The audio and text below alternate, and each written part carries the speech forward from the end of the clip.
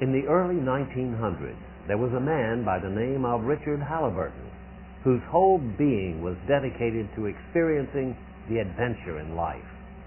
Then he would write stories, inspiring others to do the same.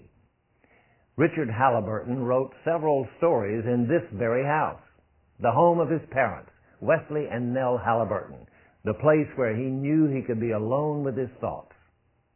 When it comes to the brave, audacious spirit of adventure, Halliburton believed there was not much distinction between the world outside and one's own private inner world. He thoroughly believed that by embracing the challenges in life, by chasing one's own horizon, it would lead life's journey on the road less traveled. But what is it that moves a person to want to live a life chasing the horizon? A life that entices and encourages one to consistently push the envelope, to nurture the mysterious call of the heart, and then wholeheartedly to live the dream that passion shapes. In the 1920s and 30s, heralded by the New York Times, Richard's books and articles made the name Halliburton a legend across every continent. Even as a boy, Halliburton made a conscious decision to embrace adventure, leaping unreservedly into the experience of geography, history, and culture, and to live it as though it were the essential element missing in his life, as indeed it was.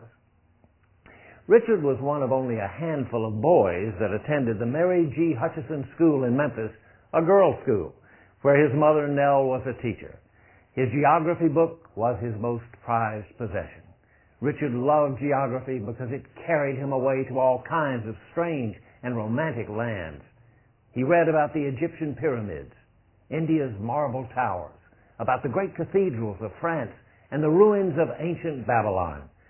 Stories like these always set him to dreaming, to longing for the actual sight, sound, smell, and feel of those great world wonders.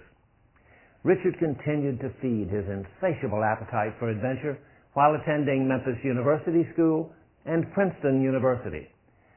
Having just graduated from Princeton in the summer of 1921, his love of geography seemed to burst headlong into the world, and Richard's passion for adventure now consumed his every moment. Nothing stood in his way as he chased the horizon. Richard wanted to share his enthusiasm for life in the books and articles he wrote. In the introduction of his book, Richard Halliburton's Complete Book of Marvels, he extended this invitation to his readers. Sometimes I pretended I had a magic carpet, and without bothering about tickets and money and farewells, I'd skyrocket away to New York or to Rome, to the Grand Canyon or to China, across deserts and oceans and mountains, then suddenly come back home when the school bell rang for recess. If I ever grow up and have children, we're going traveling together. I'll show them Gibraltar and Jerusalem, the Andes and the Alps, because I want my children not only to study geography, I'd like for them to live it too. Well, I'm grown up now, but as yet I haven't any son or daughter to go traveling with me. And so, in their places, may I take you, your friend, Richard Halliburton. Halliburton never abandoned his childhood dream to seek adventure. That's what gave soul to his life, delight to his heart. For many of us today, we seem to have abandoned our childhood dreams, and at the cost of living a life with little passion, excitement, or adventure.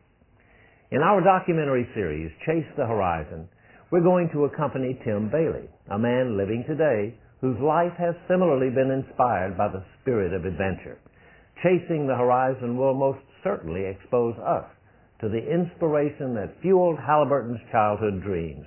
Throughout the series, as an added gift from Richard Halliburton's life, we will be continually invited and encouraged to rekindle the dreams of our youth.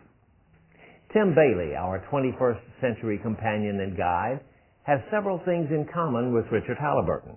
Both men sought adventure as a child and treasured that spirit throughout adulthood.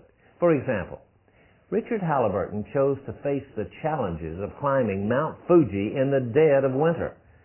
When Tim Bailey was a teenager, he and a friend wandered away from a family picnic and climbed Mount Rainier to a 10,000-foot elevation in tennis shoes. A year or so later, Tim climbed his first glaciated mountain, Mount Shasta, with his little brother and his high school friend. Tim's friend came down with altitude sickness and turned back along with Tim's little brother. Learning to create viable options and deepening the trust he had in himself, Tim continued on and summited Mount Shasta alone. From the past, we have Richard Halliburton. From the present, Tim Bailey.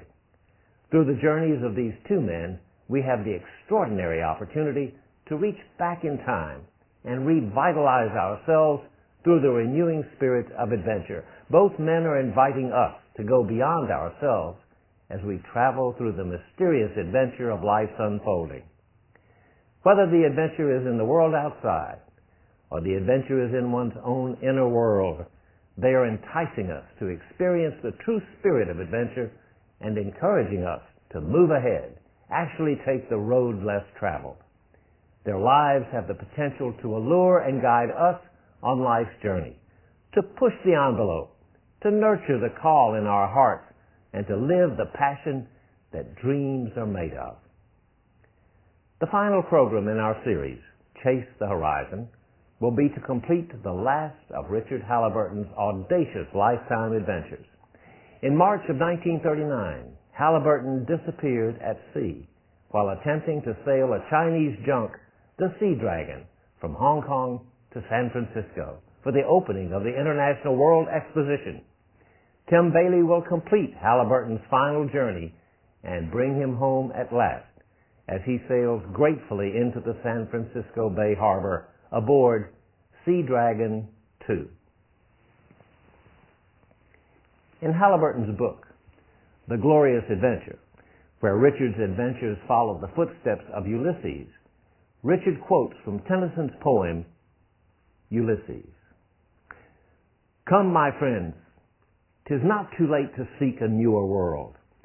Push off, and sitting well in order, smite the sounding furrows, for my purpose holds to sail beyond the sunset till I die, to strive, to seek, to find, and not to yield."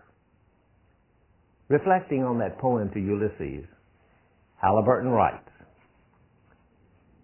"This clear call to leave behind the outworn, too familiar life and seek a newer world found a responsive chord in my own restlessness. I thought to myself, of all the great figures in history, did not this royal vagabond who spent his days in finding the extraordinary, in meeting new experience, in knowing every thrill and beauty and danger the world could offer, did he not have the fullest, the richest, the most enviable life of any man who ever lived?" Richard Halliburton is inviting us to experience life to the fullest.